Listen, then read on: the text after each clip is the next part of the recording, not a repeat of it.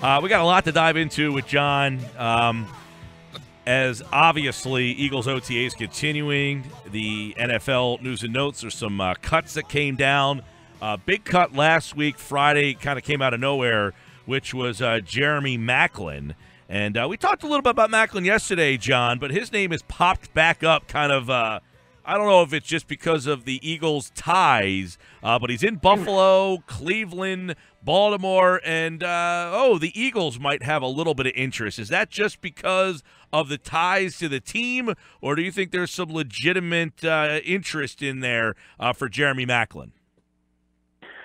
I don't think it's legitimate right now. I think it could be at the end of the day. A lot of it depends on Jeremy Maclin. I think the people speculating is the fact that he enjoyed playing here. It wasn't a matter of he disliked it when he went back home. Remember, he grew up in Missouri. He went to the University of Missouri, and they gave him a ton of money. So it was a great fit in many ways for Jeremy Maclin, and not to mention the fact that Andy Reid was there. But it's not like he disliked playing in Philadelphia. He liked it a lot. So from that standpoint, I think people are putting two and two together and coming up with it. And then the Eagles still need help at the position. But there's a lot of other teams in dire need for help at the position. Buffalo is one of them, Cleveland, San Francisco, Baltimore, a number of teams. Some of them have a lot of salary cap space, like Cleveland and San Francisco. Some don't, like the Ravens. So all of this has to play out. I think if at the end of it, if Jeremy says, you know what, I really like Philadelphia, the Eagles will have the conversation because they're about getting better, and bringing him here would make them a better football team. But I think it's very, very unlikely at this point. See, you mentioned that the Eagles could use some help at the position, but they added a lot of pieces, and they're already going through questions of who stays, who goes, right? I mean, so if they brought Maclin in, they're going to be getting rid of a guy that a Torrey Smith or a Shelton Gibson or a Matt Collins, right? You're starting to get into guys that you drafted and paid money to come here in the offseason, because we know Aguilar's probably not going anywhere. No.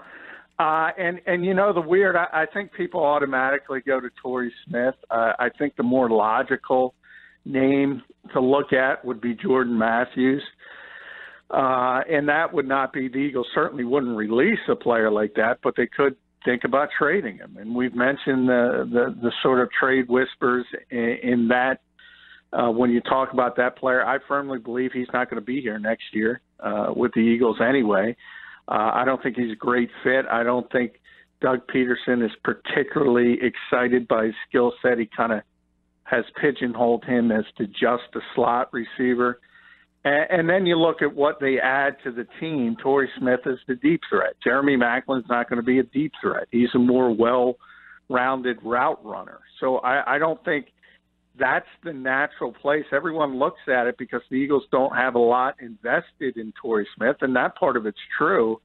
But he offers something that Jeremy Maclin doesn't and that they need. So I don't think it's Torrey Smith. I think if something like that were to happen, it would be more geared towards, hey, let's move Jordan Matthews. Do you think? And again, while I say that, this is a very unlikely scenario because there's so many other teams that need help at wide receiver. He might not get out of Buffalo. Right. No, and I don't know that he's a great fit with the Eagles either for some of the things you just said. I mean, he's not going to take over the reps from or the snaps from Alshon. I think Torrey Smith does something different from him. Is he a slot guy? Not really, right? You're not playing Jeremy Maclin in the slot. Well, I think he can play the slot. I think that's it. I think he can. Now, in the past, he's been on the outside mainly, but I think his ability as a route runner, I think he could project that on inside. I think he could handle that position. A lot of veteran receivers kind of turn into that as their careers get later. They move from outside to the inside. And the guys who do that are generally the savvy ones, like Larry Fitzgerald, players like that who do run very good routes. So I do think he projects as a guy who could be successful inside. And I think you're right, though, Mike. I don't think he gives the Eagles what they have in Torrey Smith and what they want, and that's a deep threat. So I don't think this is Maclin over Smith. I think you have to look at other avenues to make space for him. And it's probably not going to happen, to be honest. Yeah. But if he insists that he wants to play here, and he tells his agent to say, "Look, call up Harry Roseman. I love Philadelphia." I think the Eagles have to entertain it because he's better than what they have. Can you see a scenario, while we're talking about this, that a Shelton Gibson, probably more so than Matt Collins, would not make this team, and that they would try to get him on the practice squad? Oh yeah. He's been, Matt Collins is going to make this team. That's a no-brainer. The Eagles like him a lot. They think he would have been possibly as high as a second-round pick if he didn't get injured. I think that's a little hyperbole, but he certainly probably would have been a third-round pick. They have high hopes for Matt Collins, so I don't think you have to worry about him. But Shelton Gibson's been a slow starter. He's been on the third team throughout OTAs. He hasn't really flashed. You haven't noticed him on the field. So to this point, it's been very slow going for him. So, yeah, there's a possibility he doesn't make this football team, and they try to get him through waivers and on the practice squad. And that's, it's when you're a draft pick in a later round draft choice, it doesn't guarantee you're going to make the football team. A lot of 5th, 6th, 7th round picks get cut, and that's certainly a possibility. Talk with John McMullen, 97.3 ESPN.com. So Macklin's kind of touring around Buffalo. He's got a lot of ties there, right? He's got McDermott, David Culley, his former wide receiver coach in both Philadelphia and in Kansas City, is now in Buffalo. LaShawn McCoy is trying to give him the full court press. So Buffalo would seem to be the spot for him, right? So do you anticipate Buffalo being the landing spot for Maclin, or there's some other Cleveland's in the mix, I guess, Baltimore's in the mix, and Philadelphia's name has come up, but is Buffalo the spot? Well, I think part of it is, Jeremy has to ask himself what he wants. I think if you want to go to a team that maybe has a better chance to fight for a playoff spot, he might start looking at other situations. Baltimore would be the team that comes to mind first in that type of situation of the available ones, because you think about Cleveland, you think about the 49ers, the Rams, teams that all need desperate help at the position. They're all bad teams, whereas Baltimore at least has a chance to make a run at the playoffs if things go right for them. However, I think as we started the day, Baltimore had the second lowest salary cap space, so they would probably have to do some other things to bring him in. So a lot of it depends on Jeremy Maclin. Where do you want to play? What do you want to do at this stage of your career? Do you want the biggest payday? Do you want the best situation? And only he can answer those questions. John, also with Maclin, you look at what the Eagles have. Could they try to make calls again for Jordan Matthews? We heard his name come up. And could they say, maybe we can get something? Or did that ship sail when they didn't get a draft pick this year? Or would they be content on potentially getting a draft pick next year? No, yeah, that's what I said at the beginning of the conversation. I think a lot of people have made the correlation that if you bring Maclin in, you have to get rid of Smith. I don't think that's it at all. I think if you bring Maclin in, it's more likely you spin off Jordan Matthews in the trade. And I just gave you a whole host of teams desperate for wide receiver help. And the Eagles could certainly get a 2018 draft choice for Jordan Matthews, even at this stage, because he's been a successful wide receiver.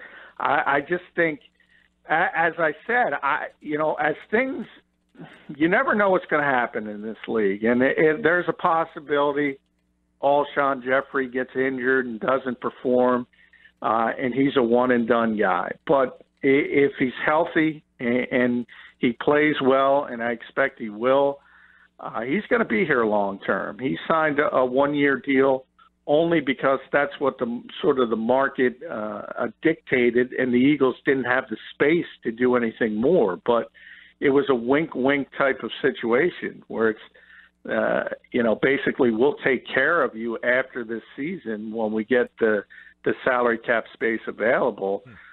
So he's going to be here long term. Mac Hollins is going to be here long term. Torrey Smith, it depends. That is a true one-year prove-it deal. We just mentioned Shelton Gibson and Jordan Matthews. You get the feeling that Doug Peterson is just not enamored with his type of receiver, just this big-bodied slot guy who can't do much else. And I don't think he's going to be here next year. So, for instance, and I know people are going to snicker, but if Nelson Aguilar shows some life, you put him in the conversation because he's going to be around for at least another year, and he's going to be on this roster. So I think if Maclin were to come to Philadelphia, don't focus on the name Torrey Smith. Focus on the name Jordan Matthews. John McMullen with us, our Eagles insider, and we're talking about the wideout position, and I'm glad you brought Nelson Aguilar up, John, because I know that's more than one occasion now when we've talked during the OTAs about him looking good to you. Is there any other receiver you think that's made significant progress or shown a large leap from maybe last season to this season? Well, I don't think from last season to this season. I think you see how talented Alshon Jeffrey is. He's by far the best receiver on this team as expected. I think Torrey Smith has looked good early on, but again, with no pads, it's tough to say if his poor season in San Francisco was an anomaly. This team, as I mentioned, is giddy over Mac Hollins. They think he's going to be a part of this receiving core.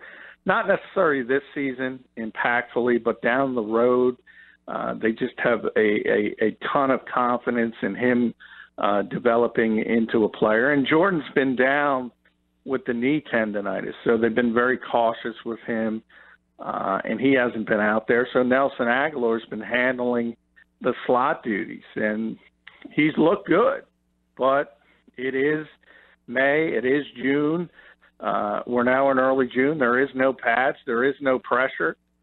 Nobody's paying attention because there's bigger name receivers that are out there garnering all the attention. And that's been part of Nelson Aguilar's problem. It's been mental. It's not physical. And now that the pressure is off him, he seems more relaxed.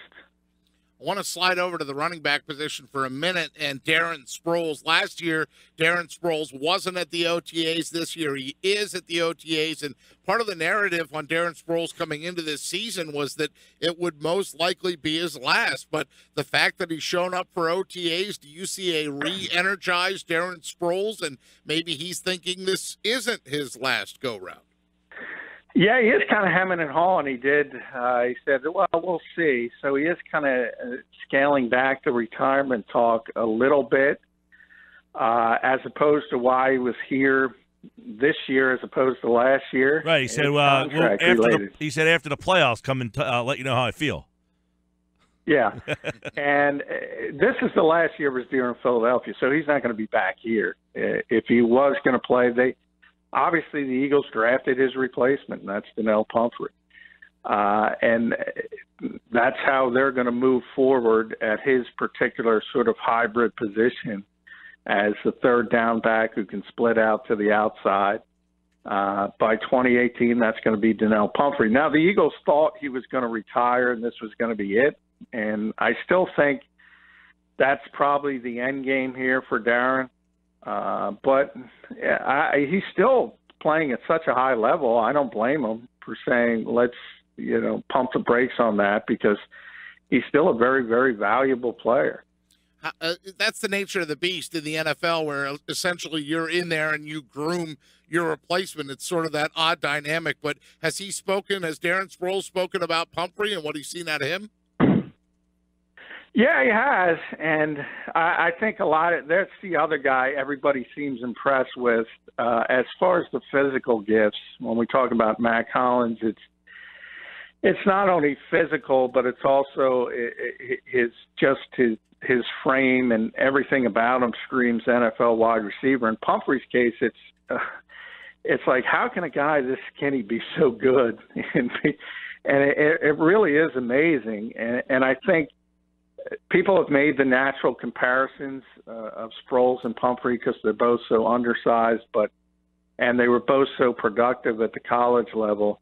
But I try to point out all the time, Darren Sproles is not small. He is short. There's a big difference. He's extremely, extremely thick in his lower body, whereas Donnel Pumphrey is not. So that's my concerns with Pumphrey, is whether his body can hold up in the NFL, and I don't think anyone knows that. We'll see if he's capable, because he's certainly explosive. Yeah, and the Eagles have a lot of options on that offense. So if you can kind of sneak him in there from time to time, he could really be a guy that sometimes you lose track of. You have Alshon Jeffries would probably be, he's your number one wide receiver, probably your top option in the offense, you would say, right? And then, I don't know, you got LeGarrette Blount. I would say him or Zach Ertz. Right, you got him, Zach Ertz. I mean, so you got a lot of options, Sproles, before you get to guys like Pumphrey and Torrey Smith. So I think the Eagles have, you don't want to go overboard and say, hey, this is a top 5 or 10 offense in the league, because there's a lot of new parts, but they certainly are going to be a tough team to defend because they got a lot of guys who do specific things. Yeah, I mean, we've talked about it a lot. They're much improved at the skill positions. And a guy like Pumphrey we talk about because the Eagles have obviously during OTAs, they've been working him in a lot of packages and trying to split him out and get him involved as a wide receiver in the slot and things of that nature. But when the regular season starts, you have to be realistic. You mentioned some of the names. There's only 46 guys who dress. There's only one football. Jeffries on the field. Ertz is on the field. Matthews is on the field. Torrey Smith is on the field. LeGarrette Blount, Darren Sproles, Wendell Smallwood. A guy like Pumphrey, to be honest, is not going to dress unless there's injuries. This is going to be a redshirt season for him. And then as Darren Sproles' contract expires, whether he retires or not, then I think when 2018 rolls around, that's when you're going to see Donnel Pumphrey on the field. John, one of the things, we're talking about offense, we're talking about running backs, and we spent a lot of time talking about the receivers. Have you seen or have any of the players talked about the new receivers coach, Mike Groh, and what he's been able to bring to the table? Is there a sense of optimism because there's a new man in charge of the wideout corps? Yeah, there is. Mike's like the star of practice because he does this sort of flag routine where he brings out these ski poles with flags on them that all the TV cameras love. You'll know that, Pete, so because it's a very entertaining drill. Yes. Yeah, so everyone just gathers around when he runs this drill, and he's also a very vocal guy. But I've said it before. I think a lot of people vilify Greg Lewis for the poor play of the receivers, and I just don't see that. I think if he was dealing with a bad lot. I don't know if Mike Groh was here last year, if the Eagles wide receivers are all that much improved. Maybe he's a little bit of a better coach. Maybe they would have been a little bit better, but the talent just wasn't here. The talent has been drastically upgraded. So Mike Groh's going to get a lot of credit because Alshon Jeffrey's Alshon Jeffrey. And right there, just from that one name alone, the Eagles wide receivers are going to be a heck of a lot better this season. But there's no doubt the Eagles made a change for a reason, and they think that Mike Groh is going to give them an upgrade at that particular coaching position.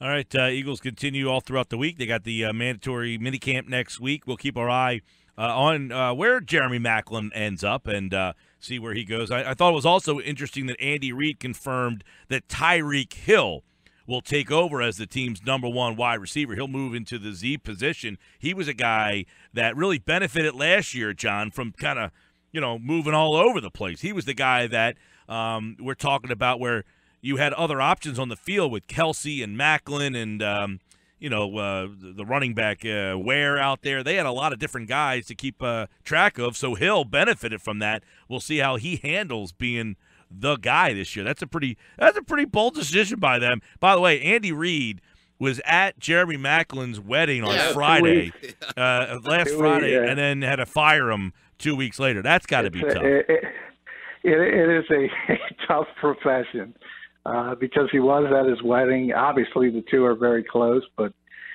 hey, football's football. And I think you're right about Hill, though, because that's a big leap because we've talked about it before. He was a manufactured touch guy. He was a guy you had to get him the football in different ways. You mentioned how many ways they used him, and he's tremendously explosive. But it's reverses, it's bubble screens, it's quick hitches, it's things like that. Now you're asking him to be an actual NFL receiver and run the route tree. I'm not sure he's ready for that. And that Jeremy Maclin move in Kansas City, they needed cap space, but that's a team that, in theory, is a Super Bowl contender. That was a strange move because you generally don't get rid of players like that when your window is open, so to speak. So that's going to be something that's looked at in Kansas City all year. And David Harris, another high-profile cut today by the Jets. They wiped out $6.5 million in salary there. So these post-June 1 cuts are starting to come in a little bit here and there. We'll keep our eye on them. Of course, our NFL News and Notes with John here on the Sports Bash. Follow him at J.F. McMullen. And don't forget to check out his national column over at FanRag Sports NFL as something always happening in the NFL. And John has it here on the Sports Bash 97.3 ESPN. John, take care, pal. Hey, thank you, guys.